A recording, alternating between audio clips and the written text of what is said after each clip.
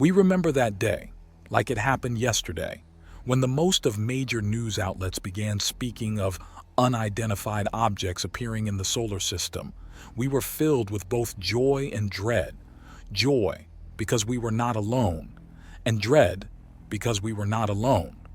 I remember when, as a child, I looked up to the sky and for the first time feeling uncertainty, a creeping doubt that no reassuring words from my mother could dispel.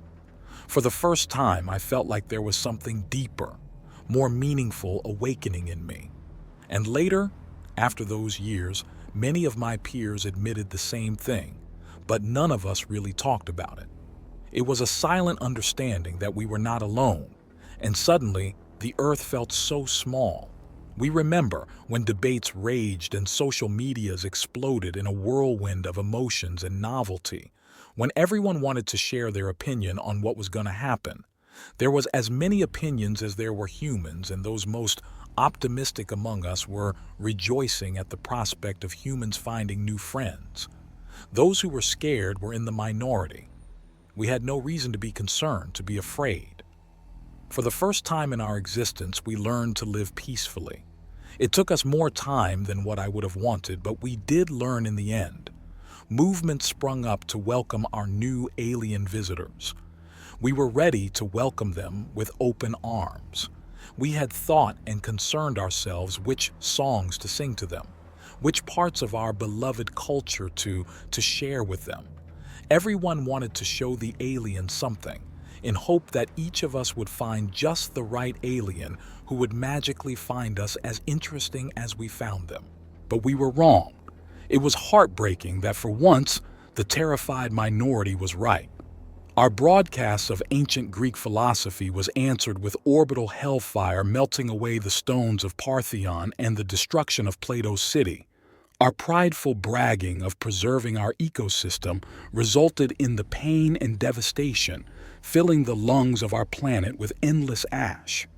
Our poems, the ones we cherish so deeply, of love and the yearnings of human heart, were answered with the choir of screams, fire, and suffering, with the echoes of drums of war choir.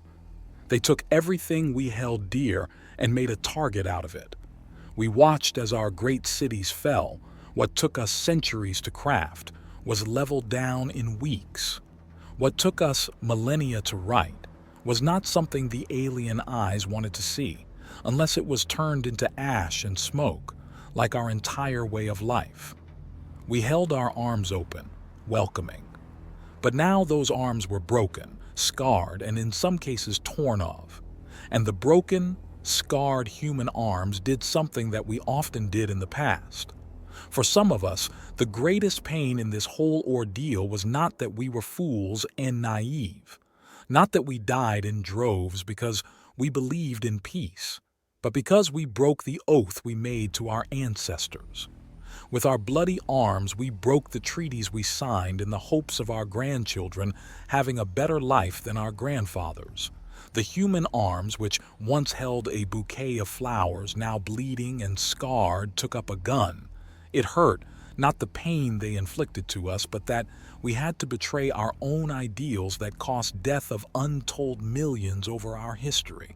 It hurt us that we were the gardeners of our beautiful world, forced to pick up a blade to defend our roses and lilies when we did not want to. The visitors might have burned our cities and established their control over what was left of it and those unable to escape, but there were those of us who retreated into the deserts and forests. They gave chase to us into towns and villages, but we stood our ground and burned it ourselves if we could not. The more books they burned, the more monuments they razed, the more we remembered and cherished them. The intruders could not explain it to their superiors. We died on the fields with pictures of our landmarks. We died in the cities, clutching the pages of our favorite books, underlining the words that touched our soul. They were shocked when our insurgency leaders studied the histories of our great generals.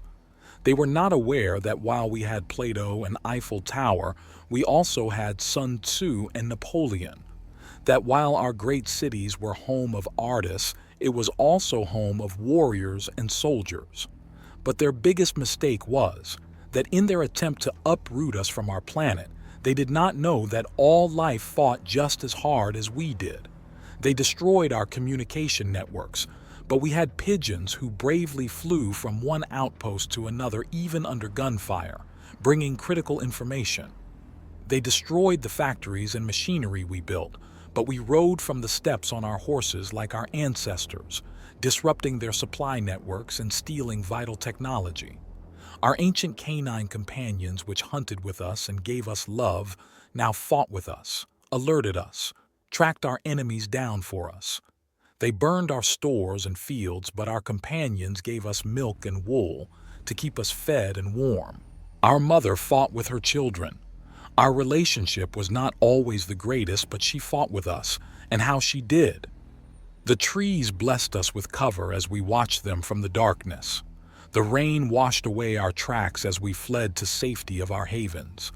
The snow protected our men as they sniped at enemy leaders. We knew our mother and her wrath well. They did not. We knew how to fight with her blessing. They did not. From the dunes of Sahara, we emerged as the ghosts in the whirlwind of sand wreaking havoc. When they fought back, we lured them to the cold embrace of Siberia, letting our mother give them her deadly kiss with frozen lips.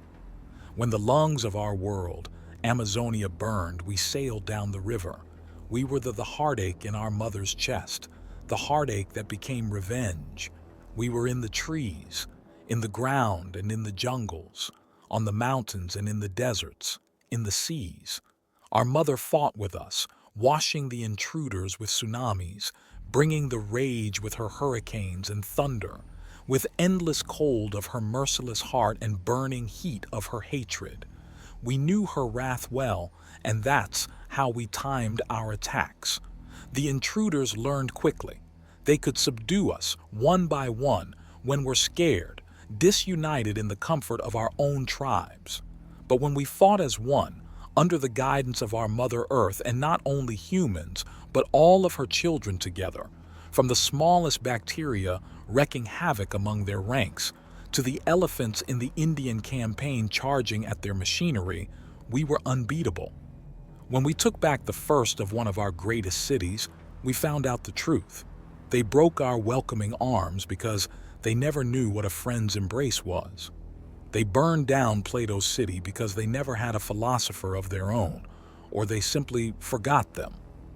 When we crawled among the ruins of our churches and temples, we fought because in our human hearts we held dear something that may or may not have existed. They had no such thing.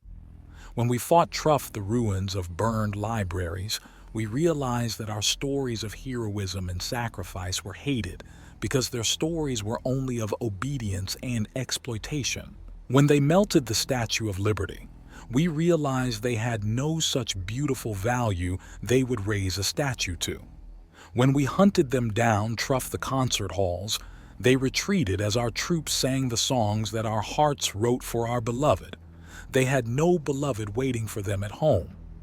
When we retook our hospitals, we found them with supplies intact because they did not have it in their hearts to care and nurture for their fellow beings. When we found some of them in the streets, forgotten by their own, protecting our heritage and art and waiting for our return, we stopped. When we found their discarded reciting our poems, we listened. When the leader of the outcasts held out an old piece of paper from the ruins of UNHQ, which spoke of the sacred right of peace on this planet, we understood. We took our factories back. We began to learn. When we built our first ships, reverse engineering their secrets from our executioners, we began to think. Our leaders of insurgent cells came together in the ruins of a grandiose building in what once was New York. The building once more housed leaders from all the Earth's continents, now more united than ever. The peace-loving peoples of Earth began healing their broken arms, but some lessons could not be forgotten. The arms healed, but became stronger than before, and now we stand vigilant on board our new armada. With one last glance behind our shoulders as the bravest of our world steer our course to a world that knows no songs but the drums of war, No architecture but dark factories full of pain and suffering, which instead of toys and cars built only weapons of destruction. To a world where no word is written but the gospel of conquest, a world exploited as their mother weeps as her wayward children exploit and torture her. We are the humans, the children of Mother Earth. Our cargo holds are full with weapons and artillery, but also building plans, our songs and art. Our armaments are fully loaded ready, but we also bring medicine and books. We leave our mother behind with heavy hearts, but we will also care, nurture and restore the mother of our executioners like it was our own. We are the humans, and with our armada, we bring humanity.